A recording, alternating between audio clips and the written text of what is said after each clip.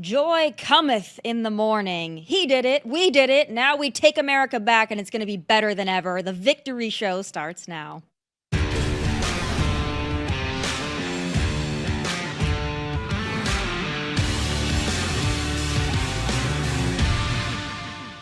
This was, I believe, the greatest political movement of all time. There's never been anything like this in this country, and maybe beyond. And now it's going to reach a new level of importance because we're going to help our country heal. We're going to help our country heal. We have a country that needs help, and it needs help very badly. I will be fighting for you, and with every breath in my body, I will not rest until we have delivered the strong, safe, and prosperous America that our children deserve and that you deserve. This will truly be the golden age of America. It was a historic realignment, uniting citizens of all backgrounds around a common core of common sense. You know, we're the party of common sense. We want to have borders. We want to have security. We want to have things be good, safe. We want great education. We want a strong and powerful military. Mega trash. We did it. Donald J. Trump is our president-elect, and Kamala, although she's hiding, is fired. Soak it up, soak it in. This belongs to every single one of us who have endured the last 4 years of watching our country decline, needlessly decline. The Democrats, the ruling elite class, should have learned their lesson in 2016, but since that doesn't appear to be the case, let's just spell it out for them. Never underestimate what average, no, exceptional, hardworking Americans can do. Never underestimate the will of the American people, all of us. And here's the big one. Never underestimate Donald J. Trump.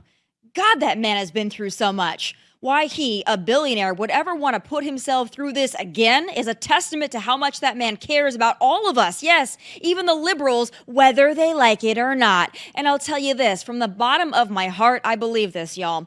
There was nothing the Kamala campaign could do to stop this train. Sure, she was an awful candidate. You can't polish a turd. But they can't blame all of their loss just on her, not even on Joe Biden. It took a whole lot of elected Democrat politicians to destroy this country just enough to resurrect their greatest nightmare and our greatest relief, Donald J. Trump.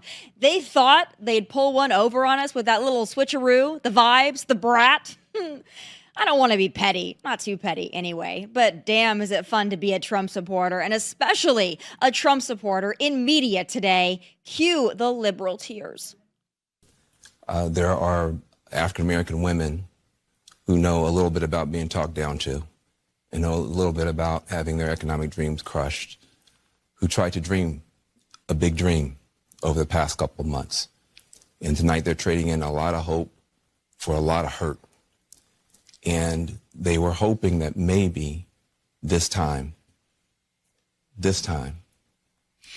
one of their own could be seen as worthy. There are going to be people tomorrow, we're going to be handing clothes at the dry cleaners to people who don't have papers. There are going to be people who are going to be cleaning your teeth tomorrow who don't have papers. And they're terrified tonight. To me, I'm mystified in some ways. Simply because we're talking about a twice impeached, 4 times indicted, convicted on 34 felony counts, former president. But in the end, you know, if they didn't make their numbers and essentially exceed the numbers that Joe Biden had in the suburbs, and I think we have to be blunt about why. Black voters came through for Kamala Harris. White women voters did not. This will be the second opportunity that white women in this country have to change the way that they interact with the patriarchy. And it's a pure Project 2025 in miniature in Florida. And that kind of extreme, sort of extremist, right-wing, fascist type government in Florida, does that make it a more attractive place? They still don't get it, do they? No, they still don't. A Trump victory doesn't make us all racist, sexist, xenophobes, deplorable Hitler garbage, and it's actually really sick and it's really sad. These professional race baiters get away with alleging that on national television. It's really sad, and I pray for all of you. But let not your heart be troubled, my liberal friends. Donald Trump is going to make this country great for you again, too. You'll never admit it, but you'll secretly love it. But here's a simple little story of November 5th through 6th for you. The American people are not dumb. We can't afford frickin' groceries. We're sick of watching illegals suck off the system that we fund. We are sick of being told that kids can pick from 200 genders. We're sick of being talked down to. We are sick of your woke crap. And your calculation on how many men and women will vote solely on the unfettered ability to kill a fetus was a little off.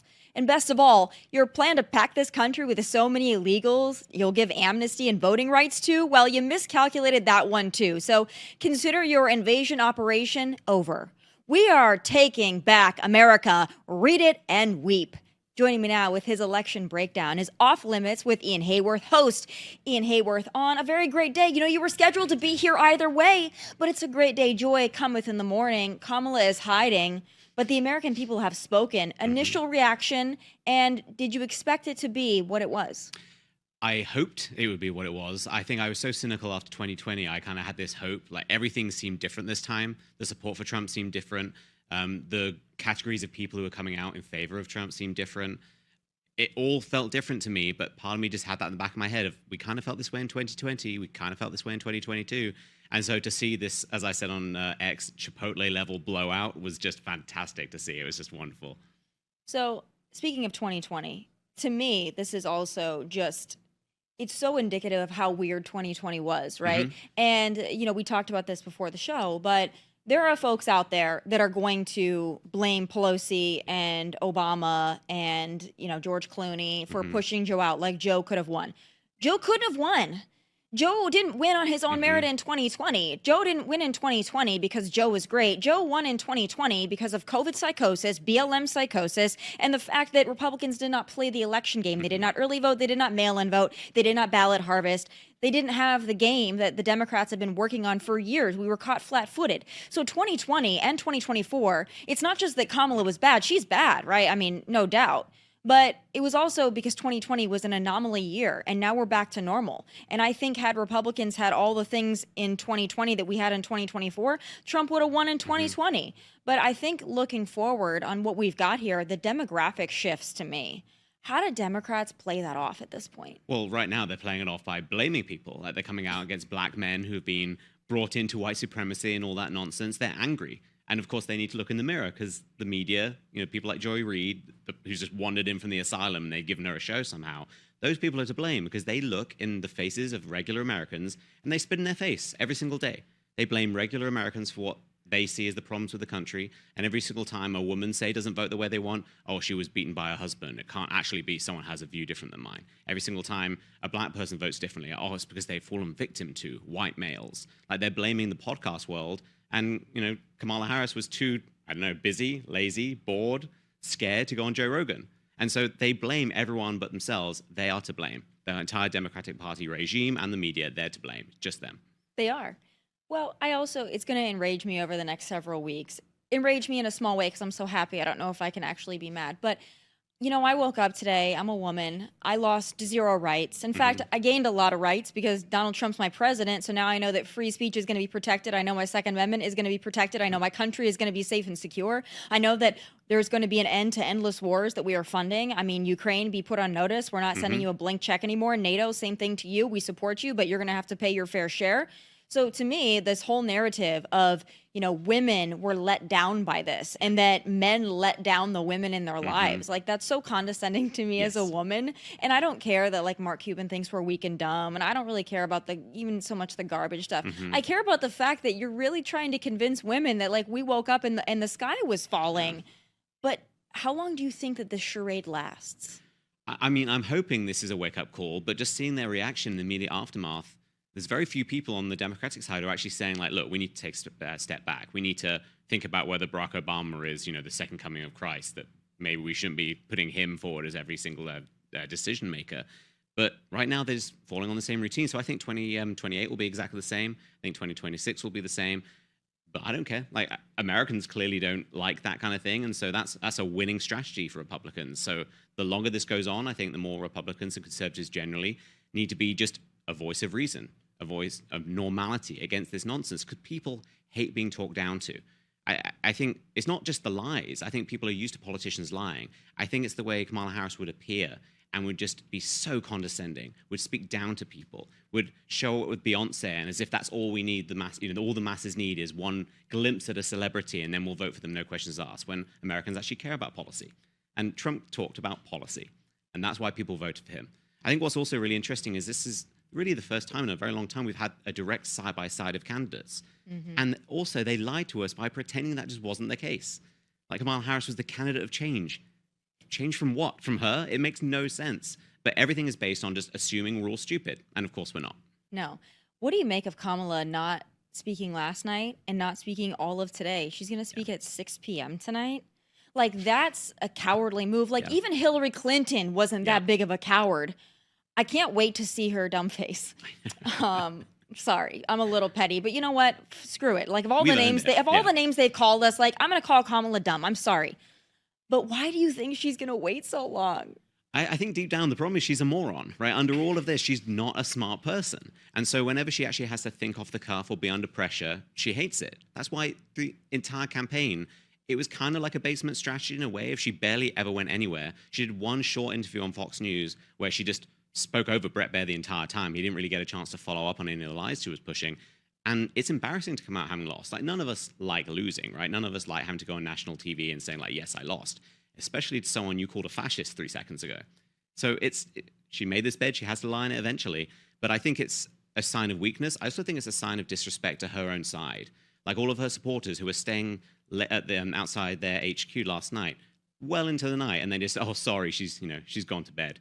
Have fun. Like, safe journey home. Like, it's a sign of disrespect to her own supporters. Think about how she thinks about the regular Americans who didn't vote for her. Yeah, exactly. No, for her supporters as well. I mean, when you kept tweeting out the images like, do it for this little girl in braids and do it, and then it's like, yeah, you know what? Things aren't looking good for us though, so we're going to pack it up and go home. Yeah. Like, that to me is like such a weak, cowardly move. I wouldn't expect anything less from Democrats, but it's just so typical of the way that they feel. And the way it's like, if you don't win, you take your ball and you go home. And they've claimed that of Trump for so many years, and it's just not the case. Yeah. How do you think Joe Biden's feeling today? Oh, I think, well, two things. One, if he's conscious and aware, and he's having a good day. If there's one thing he's going to stay up for, it was last night. And I think Joe was wearing a MAGA hat last night, and I think he stayed up until the wee hours of the morning. He did just enough Adderall to make sure he knew exactly what was going on. I think he feels vindicated. Like, I think he was a terrible president, terrible human being. But what they did to him wasn't right, because they tried to thread this impossible needle of he's too old to run for president, but he's not too old to be president. I think it was humiliating for him, right? They threw him completely under the bus. Barack Obama, his so-called brother, threw him under the bus, and then he had to smile and pretend to like it. So I think he feels great. Really, I think in some ways this protects what he views as his legacy, which is obviously a terrible legacy. But in Biden dreamland, this shows that, well, if it was me, we would have won, right? He can hang on to that dream. I'm not sure his family will feel the same way, though, because the money is about to dry up in a few weeks, which is very exciting when they're out of there. Yeah, well, and that goes back to what do they do with Kamala now? Yeah. Like, she's done. She's never going to run again. Like, I've said this before, but I firmly believe that Democrats, not that they wanted to lose, but I think they were okay, given the circumstances of losing this go around, to prepare for 28. I don't think they wanted to blow their load on Josh Shapiro or any of the other better candidates. So people are saying, well, if she would have chosen him, she could have won. I don't think he wanted to be latched to her. No. I don't. I think he wanted to save himself for 2028. So I don't even think it was about him being Jewish or whatever. I think it's just, let's save our actual talent. Let's get rid of Kamala. We're okay if we lose this one, and then we'll regroup. I really do believe that. I think they still wanted to win. But I think Kamala's done now. And I don't know where she goes, nor do I really care. But let's contrast that with a Hillary Clinton. Hillary Clinton lost, and she wrote how many books? Okay, right? This is why I lost. It's Russia. She did the speaking tour. She went all across mainstream media. She's still doing interviews to this friggin' day, whether people like it or not. Kamala can't do that. No. She can't write her own book. We know. She can't give speeches without them being written for her. She can't go on and be like a panelist on MSNBC or have her own show. Yeah. So I think she's just kind of done. Yeah, she's done. I think she's just going onto the trash pile. But we got to remember that no one on her side liked her either. She flamed out of the primary with 0 votes. She flamed out before even getting votes in California, which is her home state. She's only there because Barack Obama put her there. And so a lot of this Emperor's New Clothes stuff of everyone loving her, it was all smoke and mirrors. No one actually liked her. So I don't think anyone's even sad about it. She's sad. Doug Emhoff is sad. That's about it. Like, she's going to go away, but I don't think anyone will notice. Right? it's completely just, there's no impact whatsoever Yeah. with her being removed from the political scene because she had no impact before and she had no impact during. She'll have no impact after. No, I don't think so either. And Tim Walz. Yeah, yeah. You know what? Here's the deal. I feel the insiest bit bad for Tim Walz because they're going to try to blame this on him. Yeah. In part, I'm already hearing it. Like, he should have, like I just said, you should have picked Josh Shapiro. Josh Shapiro would have won it for us, right? And then you picked Tim Walz, like, purposeful, in my opinion. But the poor guy, like, he couldn't have polished the turd that is Kamala either. Like, he was equally, if not worse, than her. But I think he's going to take a lot of fall for this. Yeah. And I think it's easy in retrospect to say, like, obviously Trump was going to win. And if, God forbid, Kamala Harris had won, we'd be talking about Tim Walz as vice president, which is insane. But I think right now, the rats are all circling each other. They're going to be looking for a person to blame. And Democrats never blame themselves, right? So there's no way Kamala Harris will take blame for any of this. I think Tim Walz, again, was completely politically unknown before this. I hadn't even heard of him before he was announced as the VP pick. I don't know what that says about me. Hopefully that's normal. I know a lot of people hadn't heard of him either. And so I think he'll go into obscurity. And I think you're touching on something that's really true, is that I think they were playing it to some extent safe because they didn't want to waste Josh Shapiro. They didn't want to waste Gavin Newsom. I think Gavin Newsom probably feels like he could have won if he was the nominee. Josh Shapiro maybe could have won too. And so I think it's great for Republicans that we didn't have to have this strong fight now. But I think we can't be complacent in the moment. We have to start thinking these pretty big figures who are much harder hitters than Kamala Harris are waiting in the shadows. And so it's not enough just to celebrate this now. We have to be fighting for the next 4 years to actually defeat those people in 4 years' time, because that's going to be a much harder fight. Donald Trump has a lot on his plate, man. I don't envy him. I don't. No, not because at all. you know what? He vowed to fix it. Now he's got to fix it. Yeah. And people are going to not be very patient either. It's going to take some time. He's not going to fix it overnight. He can't. Like, he's got to get in there. And he's got to get, like, the roto-rooter out, and he's got to just pump the sewer. And it's going to take a little bit of time. I think he's more well-equipped now than he was in, of course, 2016, 2017. But it's going to take a little time to turn things around and unleash American energy production and start the mass deportations and get this country back on track. And I don't think he's going to have a lot of patient people that are willing to wait while he carries this process out. But I do believe he's going to do it, and I do believe he'll do it faster than anybody in that position. So, to that point, we take the Senate. Fantastic, right? I think we're still waiting on final House numbers. But what do you think happens then? Because in 2017, Republicans won everything, but they didn't necessarily have Trump's back. What's your projection this go around? I think it is going to be different, but it has to be different, because I think this is the last chance in many ways. Because imagine if this was reverse, if we handed this level of power to the Democrats, imagine how different the country would be in a year's time. And so I think Republicans have to learn from that, and I think they have learned from that. I think Trump has learned from the lawfare. I think he's learned that the media are not his friends. If we look back to the 2016, 2017 era, he had these kind of fights with the media, but he was way more friendly than he is with them now, and for good reason. I think he's much more understanding about how the Democrats fight so dirty.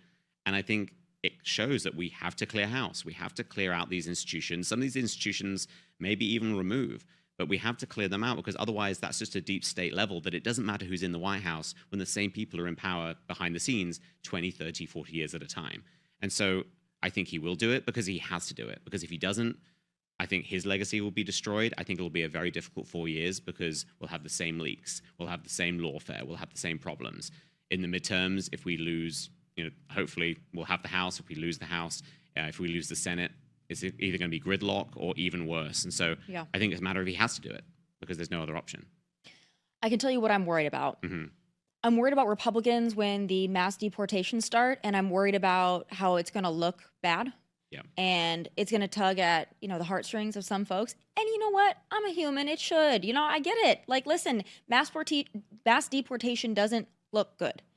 Ridding your country of millions and millions of people who should have never been allowed in doesn't look good. But I'm worried because I vividly remember 2017, 2018, 2019. I remember going to the border under the Trump administration with Border Patrol, and I remember how demonized Border Patrol was and how demonized ICE was. Trump gave them the power to do what they had to do, but it wasn't easy on them because people were calling them every name in the book, right? And they were so vilified, even though they were still able to do their job. I'm worried we're going to go back there to where it's going to be the necessary things are going to need to happen that we voted for, but some people are not going to like the way it looks for them in the, the court of public opinion. How worried are you that that's going to hamstring Donald Trump's agenda? I think it will, because I think there's like a squishiness in just the West generally when it comes to doing things that are difficult. I think you see it with wars too, right? We're talking about like the Middle East and what needs to be done there, but people don't actually want to take that step, whether that be in terms of supporting aid, even whether that be policy of just like, yes, terrorists need to be destroyed. There's always damage in war. That's just an unfortunate reality of what we're facing. And so I think when we talk about border policy and immigration policy, we're obviously talking about human beings. And that immediately makes it difficult. But you can't have two things at once. You can't have this happy, clappy, kumbaya moment where everyone just comes together and also want America to keep its values, because that's what's been happening in the last 4 years. We've had 10+ million people come in. We've had waves of crime. We've had waves of really anti-American, anti-Western values flooding in. All of the problems that come with that. You can't just say like, well, everyone's human. It just doesn't live that way. And then the problem is, I think there's a naivety in the West by nature of the fact that we're very coddled and we're very safe. And sometimes I think politicians just bow to that, because politicians live in a very short term in terms of the metrics of success.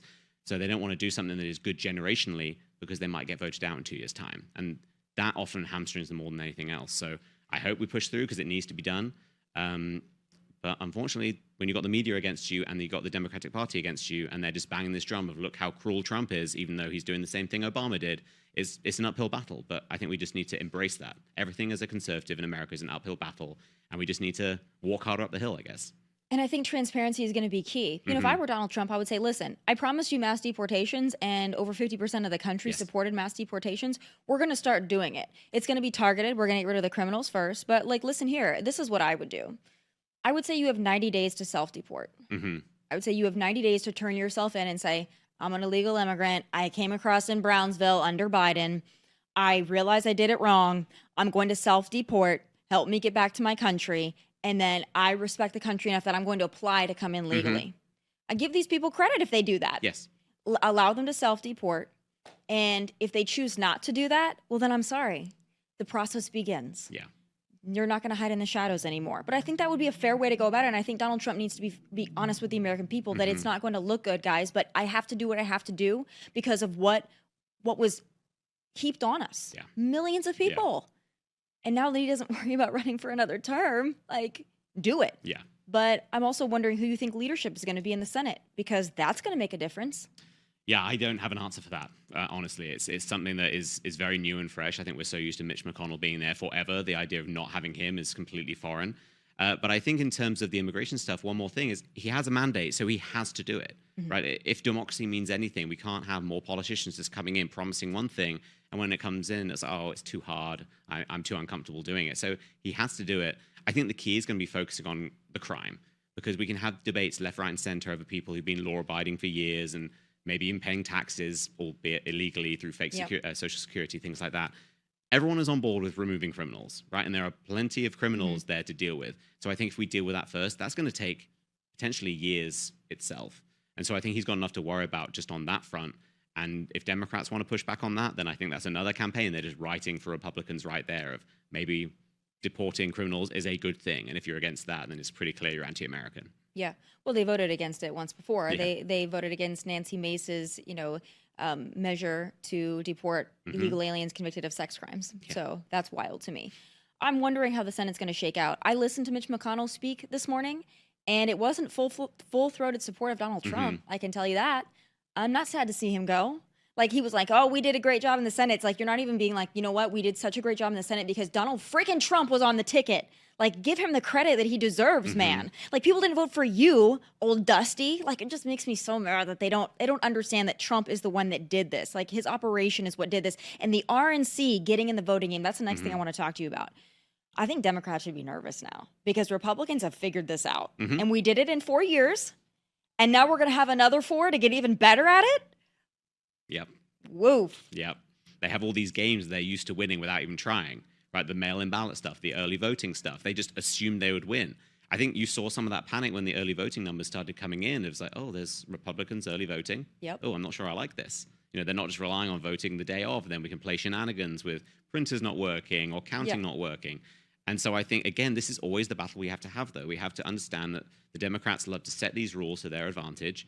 And I also think we need to get better at fighting these in advance. We need to get better at fighting against these policies, fighting in favor of voter ID, things like that. I mean, just in Tennessee, I've heard anecdotal stories of friends going to various different counties, in Davidson County, for example, not requiring the voter ID card. And people That kind would of be whispering illegal. you can get away with it. But so it's just, That'd be illegal, yeah. there are all these issues I think Republicans need to be fighting on the ground, because it worked out this time. We won, and it's fantastic. But it's not going to be as easy every single time. And so I think we constantly need to be fighting for every single scrap of land, every single inch on the football field, because that's exactly what the Democrats are doing. We're always fighting to stay still. I think we need to be fighting to go to the right a little more. And that's what Trump is good at, and I'm really hoping the next 4 years can prove that.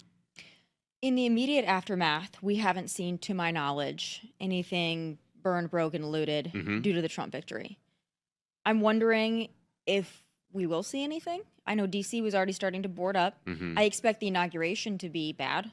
Like I was there for the first damn one, and it was violent. And the Women's March, people were like, oh, it's the women. The Women's March was violent too, depending on your definition of violence. But I had to be there for that, and there was women hissing and spitting and just going feral. Right. So I'm worried about what they're going to do, not just the inauguration, but I'm happy to see that nothing burned down last night. But I'm wondering if it's a delayed reaction. I think they're surprised they lost. I think there was so much arrogance within the Democratic Party regime who are responsible for these riots. You know, all these tents that come out of nowhere for these tent cities that are all ordered from the same store, right? There's people pulling the strings. I think they're surprised they lost. I honestly think I think maybe people in Kamala's team didn't think so, but I think there's the elite arrogance we see. Just look at how outraged the media are that how could you possibly not vote for, Kamala Harris? It's the obvious choice. And so I think it took them off guard. I think they're going to have time to prepare. I think there will be, unfortunately, some violence in the inauguration, but I think we're going to see 4 years of violence in the same way we saw under Donald Trump's first term, because violence is a political tool for them. It's horrific to say, but it's just true. And I think depending on how the Middle East goes, I think we're going to see a return of the pro-Hamas protests going on. Maybe a little different because there's not an election on the horizon, but those people are still here. Like the election being over doesn't stop the hordes of pro-Hamas, pro-terrorist people who are in college campuses all across the country. The tens of thousands, if not more, people who marched in the streets after October 7th, celebrating October 7th, those people are still here.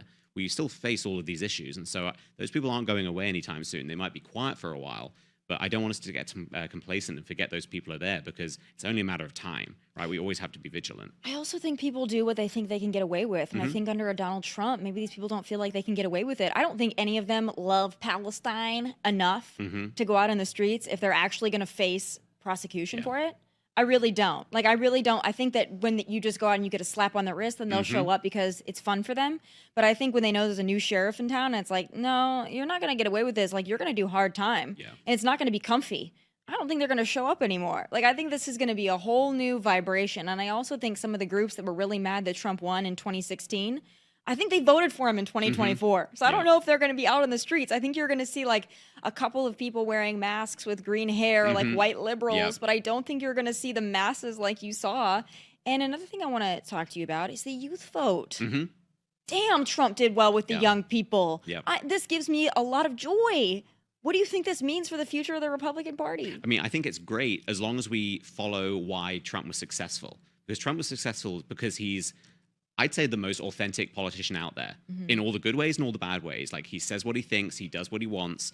You know what you're getting. That's why the McDonald's moment was so successful. He showed up in a shirt and a tie, threw that apron on, and was having the best time of his life, right? He wasn't doing the Kamala Harris thing of pretending to hug babies and then getting them away from her as quickly as possible, or searching for her favorite flavor of Doritos, all of that nonsense. So I think young people, especially through social media, they crave authenticity because a lot of people have been lied to. A lot of people out there are fake. A lot of the people in the celebrity class are fake. That's why we're seeing a new level of podcasters coming out who are the new celebrities.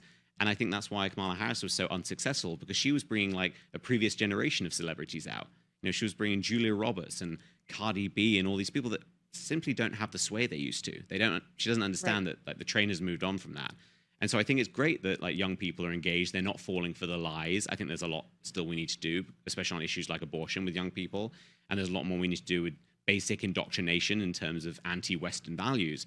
But the fact that so many young people are willing to go out there and vote for Trump shows they're not buying the BS they're being fed. And I think that's fantastic. I do too. I was so happy to see that. I mean, it gave me a lot of hope. A lot of things gave me a lot of hope last night. We're going to get more exit polling data, and I think it's going to look even better. I mean, this is the red wave that we were waiting for.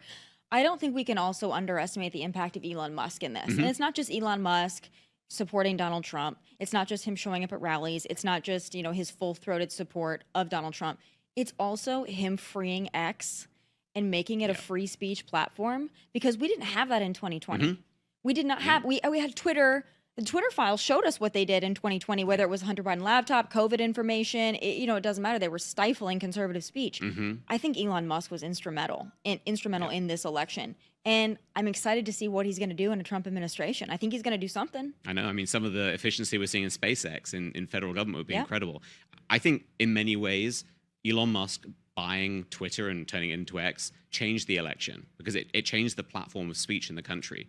Because 2020 was only a victory for Biden because of social media censorship. Like, all of the studies show that all of the swing states, I think Trump would have got like 9 or 10% extra vote across all of those swing states if people had known about the Hunter Biden laptop story. That was suppressed by social media, mostly Facebook, but other social media too. And it won the election for Biden. And now we have a free speech platform that's truly free speech, with all of the downsides that come with that. And I think the fact that people are willing to have this conversation, they're willing to acknowledge that free speech doesn't always mean you're going to love everything you see, but the fact that the actual truth can get out there, it changed the election. Because if you look at everything that happened, for example, the assassination attempt, can you imagine if we didn't have X, if it was all on Facebook and YouTube and legacy media? It would have been a completely different story.